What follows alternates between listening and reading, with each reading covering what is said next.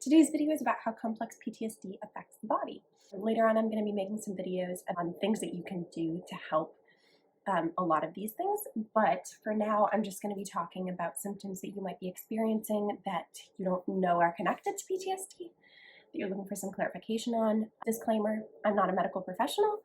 I will always encourage you to see a doctor or psychiatrist. I will link some of my research down below. I'm not going to be citing studies or papers or anything like that in this video, but if you're looking for resources and where I got some of the information, that'll be linked below.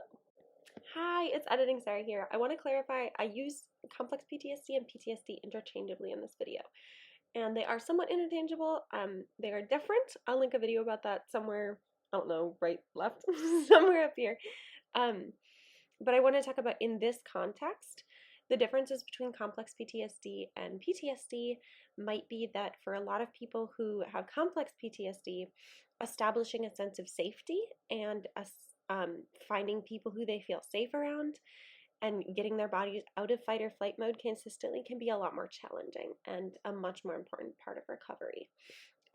Almost everything I say in this video does apply to PTSD, but know that most of the time I am talking about complex PTSD, because complex PTSD, it's much more important to establish that safety because it's generally much more ingrained in the victim's mind that there is not that sense of safety around other people. So I just wanted to put that in there because I was editing and it was definitely missing in my video. So thank you.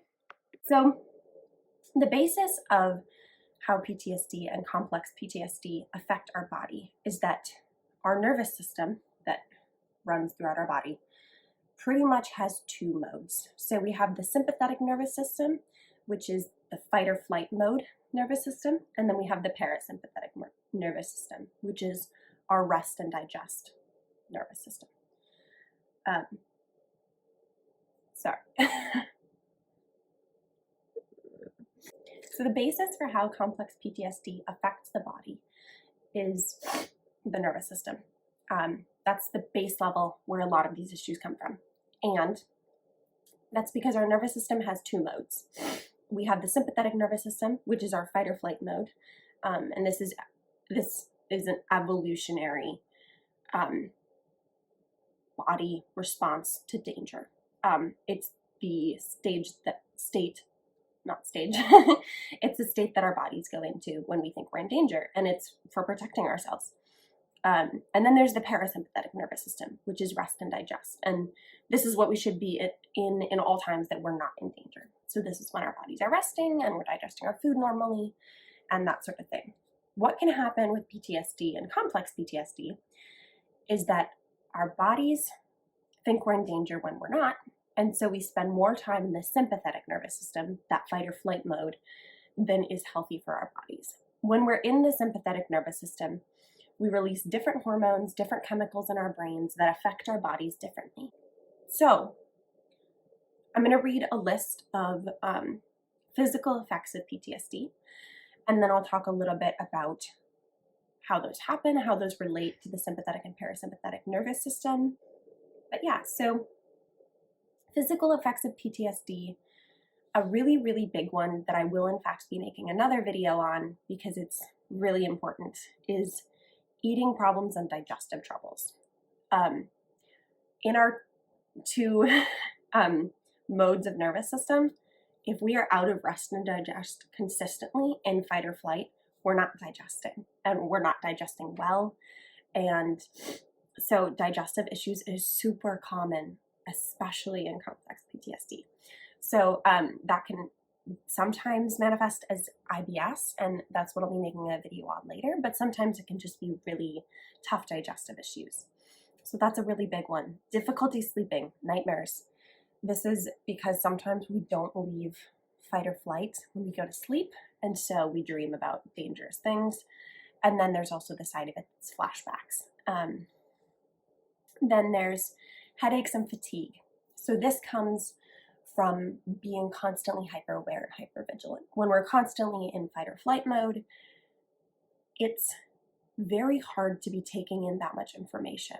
And for a lot of people, that will put us in a mode of sensory overload and headaches and migraines and a lot of fatigue from the exhaustion of being hyper-aware all the time. I need to drink some coffee. Increased heart rate, pounding heart palpitations that can later lead to much more extreme things like hypertension and heart disease. But those are, again, in fight or flight mode. Our circulatory system picks up to help us be ready to fight, basically. And that can lead to anxiety disorders, things like that. Sweating. This can happen when you're sleeping. This can happen when you're awake. This can happen when you're in a stressful situation. This is, again, hypervigilance in the mind and body. And that nervous hypervigilance can create a lot of issues with overheating. Worsening of existing medical problems. This is so vague, but really common. Our bodies in fight or flight versus rest or digest. In fight or flight, we're not nearly as good at taking care of regular functions. So if you already have medical issues, if you're consistently in fight or flight, it's a lot harder for your body to regulate those medical processes. Joint pain and issues with chronic pain. Again, tenseness, never resting, being consistently tense can create a lot of chronic pain, chronic joint pain. And that goes with muscle tension as well. A lot of people will get a lot of shoulder tension and shoulder pain who struggle with complex PTSD.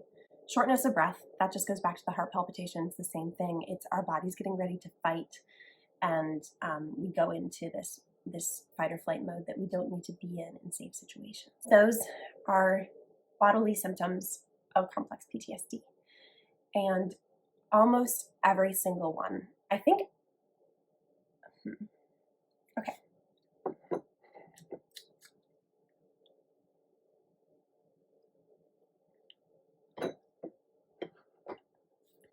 All of those are physical symptoms of PTSD and ways that PTSD and complex PTSD can affect the body.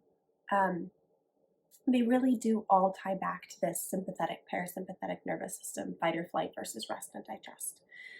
I'm going to be making a video next about ways to remove yourself from fight or flight and get yourself into rest and digest that can really help a lot of these things. It can just be really good to know, knowing that you have these two ways our nervous system operates can really help us recognize when we're in fight or flight in a safe situation. And one of the pillars of PTSD recovery is finding safety and reminding yourself that you are safe and that you are in a safe situation. So recognizing these symptoms and knowing that they're symptoms of the parasympathetic nervous system and being in consistent and unnecessary fight or flight is really important. So stay tuned for those ways to move our bodies into the parasympathetic nervous system and ways to calm ourselves. And I will be talking a lot about that. It's something I'm really passionate about. So yeah, thank you, and I'll see you soon. Bye.